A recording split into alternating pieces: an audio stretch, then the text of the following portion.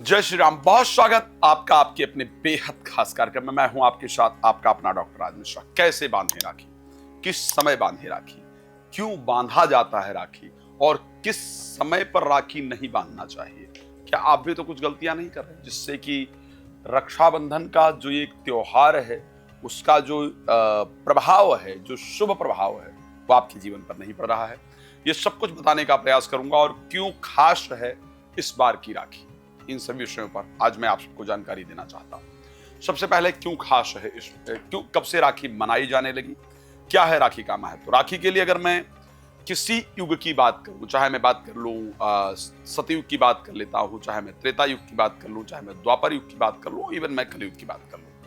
आप सब लोग जानते हैं कि सतयुग के अंतर्गत सबसे पहले महाराज बलि को राखी बांधी थी माता लक्ष्मी ने, जहां से भगवान विष्णु को वापस प्राप्त किया। वो कथा आप सबको पता है, बहुत विस्तार से जाने पर समय बहुत लंबा हो जाएगा।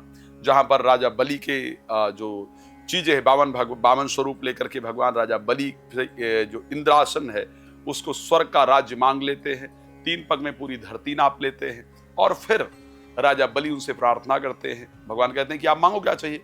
राजा बलि कहते हैं मैं जब घर से निकलूं तो आपके दर्शन हो। भगवान द्वारपाल बन जाते हैं, माता लक्ष्मी रक्षा बांध करके और राजा बलि से भगवान को वापस लेकर के आती हैं।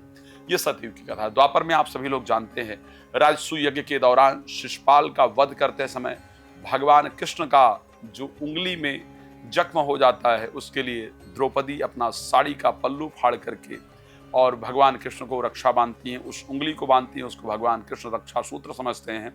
और उसके बाद जब दुशासन निर्वस्त्र करने का प्रयास करता है द्रौपदी जी को तो भगवान स्वयं वस्त्र बन जाते हैं और दुशासन को भी कहना पड़ता है कि सारी बीच नारी है कि नारी बीच सारी है, कि सारी ही ये नारी है कि नारी ही ये सारी है।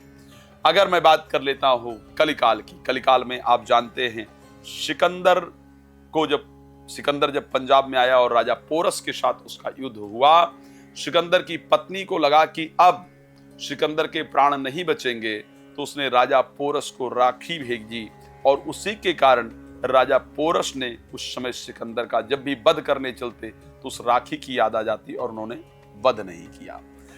कर्णावती, महारानी कर्णावती राजस्थान की आप जानते हैं, जिनके पति की मृत्यु के बाद हुमायूं ने ही खैर उनके पति की मृत्यु को किया, लेकिन बाद में अपने राज्य को बचाने के लिए अपने सूझबूझ से उन्होंने हुमायूं को रक्षा भेज करके अपने राज्य की रक्षा। सारी जो स्टोरीज हैं काफी बड़ी बड़ी हैं, इसलिए मैं आपको सिर्फ याद दिलाते हुए आगे चल रहा हूं, क्योंकि बहुत लंबा समय आप लोग भी वीडियो देख नहीं पाएंगे और इतनी लंबी वीडियो बनाने का कोई फायदा नहीं होता है।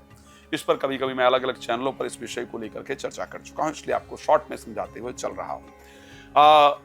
शुभ और लाभ ने भी संतोषी माता से प्रार्थना करके रक्षाबंधन का त्योहार मनाया, भगवान गणेश जी के पुत्रों ने। अब आते हैं इस बार की राखी क्यों है महत्व और इस राखी का समय इत्यादि क्या है, उस पर चर्चा करते हैं। पहली बार मैंने करीब 100 वर्षों का रिसर्च राखी पर किया, लेकिन गज लक्ष्मी योग, जब बृहस्पति और शुक्र दोनों ग्रह एक साथ हों, वो योग इस बार बन रहा है, इससे पहले कभी नहीं बना। बुद्धादित्य योग इस बार रहने वाला है, जो शायद पहले बहुत कम देखने को मिला। अगर मैं बात करूं गजकेसरी योग, तो वो इस बार बन रहा है, जो पहले जनरली देखने को नहीं मिला। सौभाग्य और शोभन नामक योग इस रक्षाबंधन पर है, जो पहले जनरली देखने को नहीं मिला। उसके साथ में भद्रा, आपने शायद ही कोई रक्षाबंधन अपने जीवन में ऐसा सुना हो जब ये सुना हो कि भद्रा का साया नहीं है, लेकिन इस बार वो रक्षाबंधन है जिस पर भद्रा का साया नहीं है। किस समय बांधे रक्षा और किस प्रकार से बांधे, ध्यान रखिएगा। शनिवार को रक्षाबंधन होने के कारण 9 से लेकर के 10:46 साढ़े 10 बजे तक, और अगर आज की कुछ परिवर्तित परिस्थिति को मैं देखूं तो 9:06 से लेकर के 10:46 तक राहु काल है। राहु काल में रक्षा सूत्र बांधने को शास्त्र में निषेध बताया गया है, नहीं बांधना चाहिए। तो आपको जनरली 9 बजे से लेकर के 10:46 तक रक्षा सूत्र नहीं बांधना है। 9 बजे से पहले 10:46 के बाद आफ्टर राहु काल 1:25 तक पूर्णमासी जो रहने वाली है, 1:08 तारीख को शुक्रवार को 2:13 पर पूर्णमासी प्रारंभ होगी। 9 तारीख को 1:25 तक पूर्णमासी रहेगी। तो आपको रक्षाबंधन 10:46 से लेकर के 1:25 तक इस सुंदर त्योहार को आपको मना लेना है। कई बार ऐसी परिस्थिति है कि आप दूर दराज रहते हैं, इस समय पर नहीं पहुंच पाते हैं।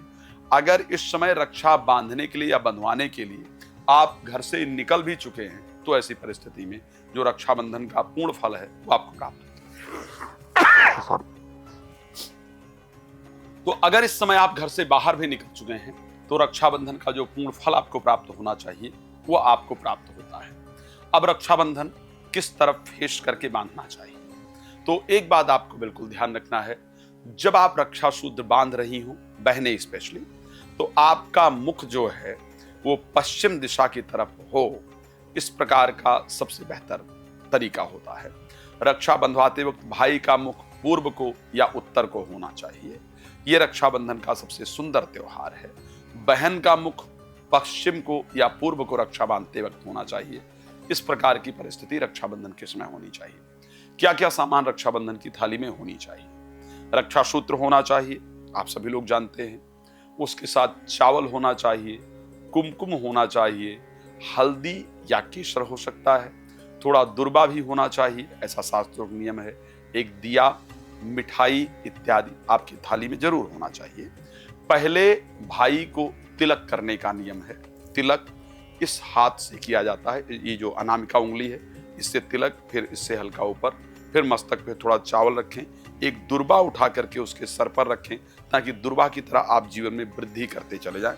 इसका सिग्निफिकेंस ये होता है। उसके साथ साथ फिर उसको रक्षा सूत्र हाथ में बांधा जाए दाहिने हाथ के अंतर्गत। जनरली रक्षा सूत्र 3 बार बांधना चाहिए, 3 ग्रंथि बांधनी चाहिए। अब आज रक्षा सूत्र छोटे आने लगे हैं, अगर आप रक्षा सूत्र बांध रहे हैं तो भी उसके साथ एक मोली जरूर बांधें, ताकि 3 ग्रंथि हो। 3 ग्रंथि का तात्पर्य क्या है? सत, रज और तम।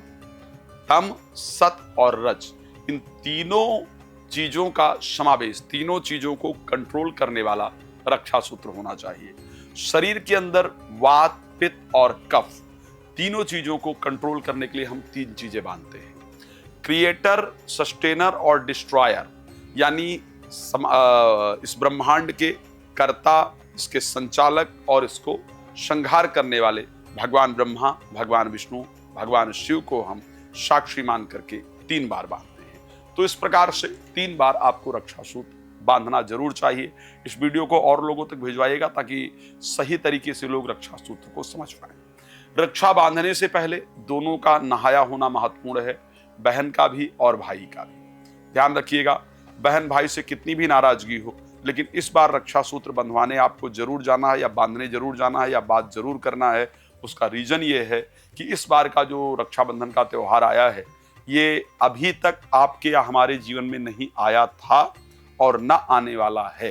तो इस बार हमें जो अपना कार्य है उसको पूरी तरह से करने की आवश्यकता है। अब रक्षा सूत्र बांधने से पहले भाई को भगवान गणेश जी की आराधना करना इंपॉर्टेंट है। चाहे ओम गंगणपतये नमः, इसी मंत्र को 11 बार बोल लीजिए।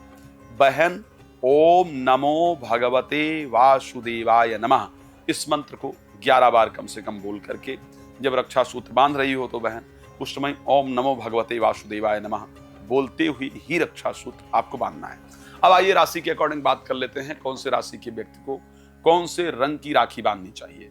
अगर मेष राशि की जातक जातिका हैं लाल रंग, वृष के हैं नीला या सफेद रंग, मिथुन राशि हरा रंग, कर्क राशि सफेद रंग, सिंह राशि लाल रंग, कन्या राशि हरा या नीला, तुला राशि सफेद या नीला, वृश्चिक राशि पीला, धनु राशि पीला, मकर राशि बैगनी, कुंभ राशि नीला और मीन राशि पीला। इस रंग की राखी आपको बांधना है और उसके साथ बहन के चरणों का स्पर्श करके उनसे आशीर्वाद प्राप्त करें।